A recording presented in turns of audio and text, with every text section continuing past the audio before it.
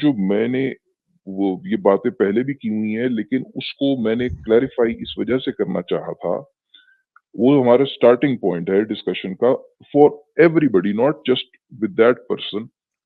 कोई भी आदमी जब मोरालिटी को मुद्दा बना के आकर बात करने की कोशिश करता है, डिसबिलीवर्स को या एथियस्ट को जो किसी ऑर्गेनाइज्ड रिलिजन या किसी पावर में नहीं मानते, तो उनसे आपको पहले ये एस्टेब्लिश हमें करना चाहिए है कि भाई गॉड के वो ऐसे सवाल करते हैं, वो ऐसे इंप्रेशन देते हैं कि जैसे किसी किस्म के डूज़ एंड डोंट्स के लिए गॉड का होना और गॉड में मानना ज़रूरी है। हमने ये आर्ग्यू किया था, मैं दोबारा से रिपीट नहीं करूँगा कि जी क्यों गॉड के होते हुए तो किसी किस्म के डूज़ एंड डोंट्स पे डिस्कशन नहीं हो सकती, क्योंकि वो तो हर चीज़ को रिवर्स कर सकता है। अब आप मेरे से ये सवाल करेंगे, यार आप क्या 2024 में बैठकर अचानक ये बात कर रहे हैं, सारी तारीख भरी पड़ी है, लोग गॉड पे यकीन रखते थे और उसके थ्रू उन्होंने अपनी मॉरल्स जो वैल्यूज़ हैं उनको एनफोर्स कराने की कोशिश की है। तो मैं मेरा जवाब ये होगा एग्ज़ैक्टली यही बात है कि जो या तो वो डूज़ एंड डोंट्स जो कि एवोल्यूशन ने आपके अंदर इनग्रेन किए हैं या इंसान ने जब क्या कहते हैं हर किस्म जब यानी रैशनैलिटी का एक बाय प्रोडक्ट मैनिपुलेट करना भी है, उसको जब वो अपने वर्ल्ड और अपने इर्द गिर्द के लोगों का मॉडल उसके सामने आ गया है तो वो मैनिपुलेट भी करता है। तो वो चीजें जो कि या तो आपकी एवोल्यूशन के थ्रू आपके अंदर इम्पेरेटिव आया है by two large percentage of population, या आप अपनी जो और कोई जो डिजायर्स हैं उनको पूरा करने के लिए लोगों को मैनिपुलेट करना चाहते हैं, उसको मोरालिटी का नाम देकर आपने एक थर्ड पार्टी इमेजिनरी फोर्स को पोस्टुलेट करके एक इफेक्टिव तरीका उस पे अमल करवाने का इंसान ने इसको इस्तेमाल किया है तारीख में, ऑफ वेल एक्नॉलेज्ड, इसका तो इनकार नहीं है ये बात का। लेकिन पॉइंट ये है कि जब हमारी रैशनैलिटी यहां तक पहुंच चुकी है जहां पर आज की तारीख में है, a rational mind will see through it. ठीक है, the rational mind will see through it कि भाई असल में तो गॉड के होते हुए there is no rational case to talk about morality. और हिस्ट्री में अगर ऐसे हुआ है तो प्रिमिटिव इंसान की रैशनैलिटी ने अभी उसे इस काबिल नहीं बनाया था कि the man or a woman should be able to see through it। ऐसा नहीं था, इस वजह से ये स्ट्रेटजी इफेक्टिव हो पाई। अब क्योंकि मैंने देखा कुछ एथियस्ट भी आर्ग्यू करते हैं कि गॉड है या नहीं, तो कुछ करवाने के लिए आपको गॉड को किसी एब्सोल्यूट पावर को पोस्टुलेट करना पड़ेगा। नो, हुँ, बिकॉज़ बिकॉज़ आज का rational mind will see through the design. उसको ये समझ आ जाएगा कि ये क्या स्ट्रैटेजी है। जिसको नहीं समझ आएगा उसको समझाने के लिए हम बैठे हैं। लेकिन मैं हुँ, ये कह रहा हूँ कि आज का rational mind will see through it, therefore इसकी जो एक इफेक्टिवनेस वाला आर्गुमेंट भी है ना कि वेदर देयर इज गॉड और नो गॉड, फिर भी उसको पोस्टुलेट करने में कोई वैल्यू है, वो भी आर्गुमेंट ब्रेक हो जाता है, क्योंकि आज का रैशनल माइंड इसको देख इसको सी थ्रू कर जाएगा। सो देयरफॉर वो आर्गुमेंट भी खत्म हो गया और इन प्रिंसिपल तो है ही नहीं है। क्या हिस्ट्री में ये इफेक्टिव हुआ है? हाँ, हुआ है जी, क्योंकि इंसान नहीं देख पाया था। ठीक है, आज भी बहुत सारे लोगों पे ये काम कर जाता है, ऐसी बात नहीं है, क्योंकि वो they are not thinking it through. हमारा पॉइंट ये था कि अगर आप थिंक थ्रू करेंगे इसके, तो आपको ये बात क्लियर हो जाएगी कि गॉड के केस में तो मोरालिटी पे डिस्कशन हो नहीं सकती। बाकी सारी चीज़ें जो हैं, वो हम कई बारी डिस्कस कर चुके हैं। ये सारी बातें जो हैं, ये बातें ही उसके बाद शुरू होती हैं कि जब आप गॉड को के कॉन्सेप्ट को डिस्पोज़ ऑफ कर बैठते हैं। उन्होंने कोई इंसेस्ट के बारे में भी बात कर रहे थे। उसके ऊपर गालिब ने और हमने इतनी दफ़ा बात की हुई है, यही बात की हुई है कि इनब्रीडिंग अवॉइडेंस मैकेनिज़म्स इवॉल्व किए हुए हैं दूसरे जानवरों में। वो डिफरेंट तरीके से हो सकते हैं, या तो वो अपने ग्रुप को छोड़ते हैं, या लेट ऑनसेट ऑफ प्यूबर्टी भी होती है बच्चों में, प्राइमेट्स में जो इवॉल्व की है। बाय दैट टाइम जो माँ है वो बूढ़ी हो चुकी होती है या क्या कहते हैं मर चुकी होती है। तो लेट ऑनसेट ऑफ प्यूबर्टी जो कुछ प्राइमेट्स में की है, वो भी एक इनब्रीडिंग अवॉइडेंस का मैकेनिज़्म है।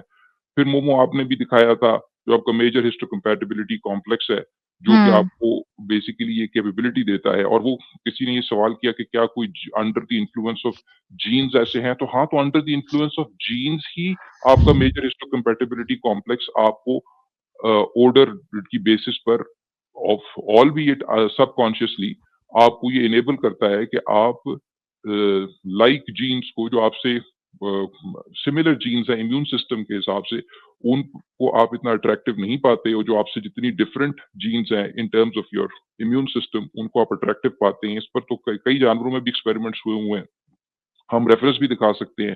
तो यस देयर इज एविडेंस कि जेनेटिक लेवल पर there are mechanisms for inbreeding avoidance as well. जहां तक मजहब का ताल्लुक है, अगर आप वो निकाल दें सूरा आई थिंक निसा की ही आयत नंबर 23, अभी निकालने की जरूरत नहीं है, बात लंबी हो जाएगी। उसमें एक लिस्ट दिया हुआ है हुँ। किस किसके साथ आप मैरी कर सकते हैं, वो पूरी लिस्ट एक देती है, लेकिन कन्वीनियंटली उसमें दादी और नानी शामिल नहीं है। ठीक है, हुँ। यानी दादी और नानी के बारे में बताना कुरान जो है वो भूल गया। और खास तौर पे उस टाइम पर अगर आप एनालाइज करें, यही आप कहते हैं ना कि बड़ी जल्दी शादियां हो जाती थी, 12-13 साल की उम्र में बच्चियां माएं बन जाती थी। ये कॉमन बात बताई जाती है हमें कि छोटी उम्र में शादी हो जाया करती थी और बड़ी अर्ली उम्र में वो माएं भी बन जाती थी। तो इसका मतलब क्या है कि अगर 12-13 साल की उम्र में कोई माँ बन गई है, तो हो सकता है कि 24-25 साल की उम्र में वो दादी बन जाए, और हो सकता है कि 34-35-36 साल की उम्र में उसका जो पोता या नवासा जो है वो जवान हो। तो all the more reason all the more reason कि एक प्यूबर्टी को हिट किया हुआ पोता और रिलेटिवली जवान नानी या दादी है, ऑल द मोर रीजन आपको तो ये क्लैरिफाई करना चाहिए था। अगर हम एवोल्यूशन के कॉन्टेक्स्ट में इसको देखें तो हमें पूरी बात समझ में आती है कि जो आपके क्लोज रिलेटिव्स हैं, हम कितनी दफा बता चुके हैं कि वो सिमिलर जीन्स को दोबारा से मिल बैठने का मौका देते हैं। एक copulation between close relatives similar genes को वो दोबारा से मिल बैठने का मौका देते हैं। उसका नुकसान यही है कि दो रिसेसिव जीन्स दोबारा से मिल बैठ सकती है और अपना इफेक्ट दिखा सकती हैं। ज्यादातर हेरेडिटरी बीमारियां रिसेसिव जीन्स पर क्यों होती हैं, ये भी हम कई दफा एक्सप्लेन कर चुके हैं। क्योंकि वो बीमारियां जो कि डोमिनेंट जीन के थ्रू ट्रांसमिट होती हैं हेरेडिटरी, वो ऑलरेडी एवोल्यूशन उनको वाइप आउट कर चुकी है काफी हद तक, सारी नहीं लेकिन काफी हद तक। क्योंकि उनके जब डोमिनेंट जीन पे किसी कैरेक्टरिस्टिक का होने का मतलब ये होता है कि एक तरफ से भी आपको जब कॉपी आएगी माँ या बाप की तरफ से, तो वो अपने आप को एक्सप्रेस कर देगी। तो अगर एक को बड़ी लीथल बीमारी जो है वो किसी डोमिनेंट जीन के ऊपर है, तो अगर एक तरफ से भी आपको अगर आएगी तो वो अपने आप को एक्सप्रेस करेगी, तो वो उसकी ज्यादा लाइक्लीहुड है कि वो पॉपुलेशन से एलिमिनेट हो जाएगी, देयरफॉर ऐसी कम होंगी। लेकिन रिसेसिव जीन्स चूंकि दोनों तरफ से आकर ही एक्सप्रेस करती हैं, अगर वो खराब होंगी, अगर वो किसी बीमारी की हैं, तो उनका पॉपुलेशन में फलते फूलते रहना for long period of time, वो पॉसिबिलिटी है रिसेसिव जीन्स एलिमिनेट ही नहीं हो पाती पॉपुलेशन में से, क्योंकि उनके ऊपर सिलेक्टिव प्रेशर कम होता है। ठीक है, एवोल्यूशन आपको ये बताती है। इस तनाजुर में आपको पता लगता है कि दरअसल ऐसा है क्यों कि इन ब्रीडिंग अवॉइडेंस और इंसेस्ट अवॉइडेंस के मैकेनिज्म्स इवॉल्व किए हैं। इसका ये मतलब हरगिज नहीं है कि ये पॉपुलेशन में बिल्कुल एक दूसरे के फोटोकॉपी हो जाएंगी इंडिविजुअल्स, वेरिएशन फिर भी रहेगी। इंटरेस्टिंग बात ये, आखिरी बात मैं कर देता हूँ, बात लंबी होगी। इंटरेस्टिंग बात ये कि I am actually waiting for a very long time. Ghalib ने एक बनानी है वीडियो इसके ऊपर, गालिब को टाइम नहीं मिल रहा, ऑफ कोर्स गालिब मूव करना था। वो एक बहरहाल गालिब ने एक वीडियो में ये बात ज़रूर की हुई है, वो ये है कि देखिए, जो आपका बहन-भाई होते हैं, बहन-भाइयों के दरमियान जो डीएनए ओवरलैप है वो 50% है। हुँ। यानी जो आपके सगे बहन-भाई जो सिबलिंग्स हैं, ठीक है जी? अच्छा, जो आपके फर्स्ट कज़िन्स होते हैं, उनके दरमियान जो ओवरलैप है वो 12.5% है, 12.5%, ठीक है? लेकिन ये वो आपका कज़िन है जो एक तरफ से है, जो या तो माँ की तरफ से और बाप की तरफ से नहीं है, और या माँ की तरफ से है और बाप की तरफ से नहीं है, या बाप की तरफ से और माँ की तरफ से नहीं, किसी एक साइड से है, तो वो 12.5% है। मगर अगर आपकी यानी कि वट्टा-सट्टा एक कॉमन फॉर्मेट है शादी का। 2 भाइयों की कभी 2 बहनों के साथ शादी हुई है या वट्टा-सट्टा हुआ है, दोनों सूरतों में का मतलब क्या होता है कि आप दोनों साइडों से कज़िन्स हैं। यानी आप बाप की साइड से भी कज़िन्स हैं और माँ की साइड से भी कज़िन्स हैं। उनका आपस में रिलेशनशिप होना कोई ज़रूरी नहीं कि वो कज़िन्स हों आपस में। तो उस सूरत में आपका जो आपके कज़िन्स हैं, जो फर्स्ट कज़िन्स हैं, जो दोनों तरफ से आपके कज़िन्स बन रहे हैं, उनके साथ आपका डीएनए ओवरलैप 25% हो जाता है, which is identical to what you have with your नानी एंड दादी। तो इस तरह के फर्स्ट कज़िन की जो शादी है, वो नानी और दादी के साथ इंसेस्ट करने के इक्विवेलेंट है from the perspective of DNA overlap. वही असल में बेसिस है इंसेस्ट की, तो इस बात को याद रखें। फिर हमने ये भी एग्जाम्पल एक्सट्रीम, ये तो बड़ी कॉमन एग्जाम्पल है कि जो जहाँ वट्टे सट्टे की शादी होती है या दो भाइयों की शादी दो बहनों के साथ हो जाती है, और उसमें जो फर्स्ट कज़न ऐसी शादियों के नतीजे में जो पैदा होते हैं, उनकी आगे से शादियाँ होती हैं। ये इसके बारे में कुरान, रिलिजियस स्क्रिप्चर्स बिल्कुल खामोश है, क्योंकि उनको पता ही कुछ नहीं था। वो नानी और दादी के लेवल के इंसेस्ट को कंडोन कर रहे हैं। ठीक है जी? एक्सट्रीम एग्जाम्पल उसमें ये है कि I am and Ghalib will make a monologue about it. वो एक्सट्रीम एग्जाम्पल ये है कि जब दो आइडेंटिकल आप ट्विन जल्दी ब्रदर्स, बनाते हैं उसको। हाँ जी, जब दो आइडेंटिकल ट्विन ब्रदर्स की शादी दो आइडेंटिकल ट्विन सिस्टर्स के साथ हो जाती है, ऐसा भी हो, हमने खुद देखा है। मैं खुद ऐसे 2-3 एग्जांपल्स को जानता हूँ, जहाँ 2 आइडेंटिकल ब्रदर्स थे और 2 आइडेंटिकल सिस्टर्स कोई और थीं, तो बड़ी उन्होंने हँसी-खुशी क्या कहते हैं जी, इसको सेलिब्रेट करते हुए शादी की कि जी अच्छा जी 2 आइडेंटिकल ट्विन्स की शादी 2 आइडेंटिकल ट्विन्स से हो रही है। उस सूरत में जो बच्चे पैदा होते हैं, उनके अंदर जेनेटिक ओवरलैप 50% होता है, यानी कि जो वो टेक्निकली दे आर सिबलिंग्स, हैं वो फर्स्ट कज़िन्स, ब्रदर एंड हैं सिस्टर के वही लेवल ना का है। सिर्फ सिबलिंग, अपनी ऐसी कजन से शादी करना अपनी माँ से शादी करने के बराबर है, जी, जी, जो जी, 50% ओवरलैप है। जी। और इस्लाम तो में बिल्कुल जायज। जब वो और इस वजह से वो कुछ कह ही नहीं सकते, पता ही नहीं था ना। तो आपको ये आंखें खोल देने वाले इंकिशाफात बड़े आज की साइंस के तनाजुर में, आप कहते हैं कि साइंस और मज़हब के दरमियान कोई क्लैश नहीं है, वो बिल्कुल नॉन ओवरलैपिंग चीज़ें हैं। कहाँ से नॉन ओवरलैपिंग चीज़ें हैं भाई? एक तो वो कॉमन सब्जेक्ट्स को मौजू बना रहे हैं, ठीक है जी, जो स्क्रिप्चर्स हैं, जिनके against scientific evidence pile up कर चुका है आज की तारीख में, और वो क्लियरली बता चुका है कि मजहब के इन्वेंटर्स को, जिन्होंने मजहब इजाद किया और जो मजहबी किताबें जिन्होंने लिखी, उनको रियलिटी के बारे में कुछ पता नहीं था। हमें इससे कोई प्रॉब्लम नहीं है। अब वो भी इंसान थे भई, इंसानों से ये सारा जो इंसान की उस वक़्त नॉलेज का लेवल था, वही उनका लेवल था। मसला तो ये है कि क्लेम करते हैं कि नहीं, किसी सुपर पावर नॉलेज से, जो कि नॉलेज का मंबा है, उससे क्या करते हैं, हमारी डायरेक्ट हम व्हाट्सएप पे कनेक्टेड हैं और हमें मैसेजेस आते हैं। ये तो क्लेम्स है। उसके साथ साइंस जो है हतमी तौर पर आपको बता चुकी है कि ऐसा हरगिज़ नहीं था। तो मोरालिटी की क्या बात करनी है? और दूसरी बात ये है सर कि उस शख्स को आप खुदा कैसे माने, या उसको आप ये कैसे माने कि वो कोई जस्ट शख्स हो सकता है, सिर्फ इंसान ही। खुदा तो दूर की बात है, जो इंसानों में बराबरी नहीं पैदा कर सका। यानी हम देखें, इस्लाम को देखें तो गुलामी की इजाजत है, ठीक है। क्रिश्चियनिटी को देखें, गुलामी की इजाजत है। यहूदियत को देखें, गुलामी की इजाजत है, ठीक है। ये एक तरफ है। अब ये अब्राहमिक रिलीजन हैं और इनमें इंसानों में अदम बराबरी है, इंसान सारे बराबर नहीं है। आज की दुनिया में इंसान इसलिए बराबर नहीं है कि यहाँ उनकी वैल्यू को इसलिए बराबर नहीं समझा गया कि इस्लाम या क्रिश्चियनिटी कह रही है, इसलिए समझा गया क्योंकि यूनाइटेड नेशंस कह रही है। इंसानों ने मिलकर डिसाइड किया कि हम सारे बराबर हैं, ठीक है। और इस जब हम ये बात करते हैं तो हमारे हिंदू जो है भाई वो कहेंगे ओ जी नहीं, ये तो अब्राहमिक रिलीजन का मसला है। मगर बात यह है कि आपका रिलीजन क्या इंसानों में बराबरी पैदा कर पाया? वो भी नहीं कर पाया। दुनिया में कोई रिलीजन भी ऐसा नहीं है जो कि इंसानों में बराबरी पैदा कर पाया हो। बल्कि ऐसी बात है कि सिर्फ मजहब की बुनियाद पे कि फलां बंदा हमारे मजहब को नहीं मानता, वो हमसे नीचा है, वो नीच है, वो गंदा है, वो काफिर है, वो निजस है, वो नापाक है। हर मजहब दूसरों को कहता है। हिंदू मुसलमानों को कहते हैं, मुसलमान हिंदुओं को कहते हैं, यहूदी क्रिश्चियंस को कहते हैं, क्रिश्चियन मुसलमानों को नहीं अच्छा समझते। यानी आप कैसे मान सकते हैं कि आपका मॉरल सिस्टम ठीक है, जबकि वो जो सबसे बुनियादी चीज है, चार्टर ऑफ ह्यूमन राइट्स में सबसे पहला जो उसका पहला पॉइंट है वो ये है कि सब इंसान बिला किसी इम्तियाज अपने रंग, नस्ल, जुबान, अपनी बर्थ में सब बराबर है।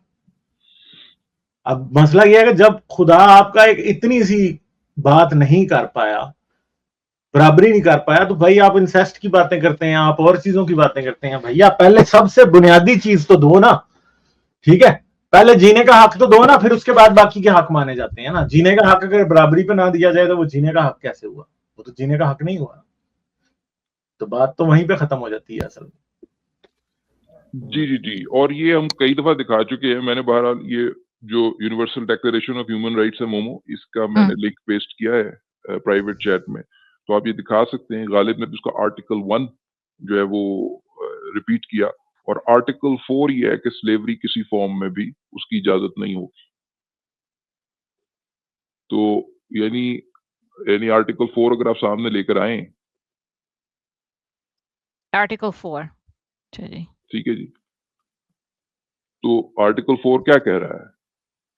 नो वन, बहुत छोटा फॉन्ट साइज है, no one shall be held in slavery और servitude, slavery and the slave trade shall be prohibited in all their forms. ठीक है, ये आर्टिकल अपने अंदर बिल्कुल अनएम्बिगुअस है। और मैं अक्सर ये कहता हूं, लोग ये कहते हैं कि जी आप मैं कुरान जैसी कोई आयत ला के दिखाएं। मैं अक्सर एक आयत का वर्जन पेश करता हूं, वो अब कह देते तो रिपीट कर देता हूं। वो यही है कि जी या अय्युहल्लज़ीना आमनू, ए ईमान वालो, इन्नमा हर्रमा अलैकुम मलकत ईमानुकुम, कि तुम पर लौंडियां, ए ईमान वालो तुम पर लौंडियां हराम की जाती हैं। या अय्युहल्लज़ीना इन्नमा हर्रमा अलैकुम अबूदियतुन, ए ईमान वालो तुम पर गुलामी जो है वो हराम की जाती है। फ़इन्नहुम अमलुन कबीहुन कसीरा, क्योंकि बेशक ये एक बहुत कबी और बुरा अमल है। ऐसी आयत आप मुझे पूरे कुरान में से निकाल के दिखा दें। वो चैलेंज करते हैं कुरान जैसी आयत निकाल के दिखाएं, हम ये चैलेंज करते हैं कि ऐसी आयत कुरान में से निकाल के दिखा दें। इस तरह की मिलती-जुलती बात अगर आपको कहीं नज़र आती है, तो वो आपको इस universal declaration of human rights में नज़र आती है, आर्टिकल 4, कि जी किसी को भी स्लेवरी और सर्विट्यूड में नहीं रखा जाएगा। Slavery and slave trade shall be prohibited in all their forms. ठीक है जी।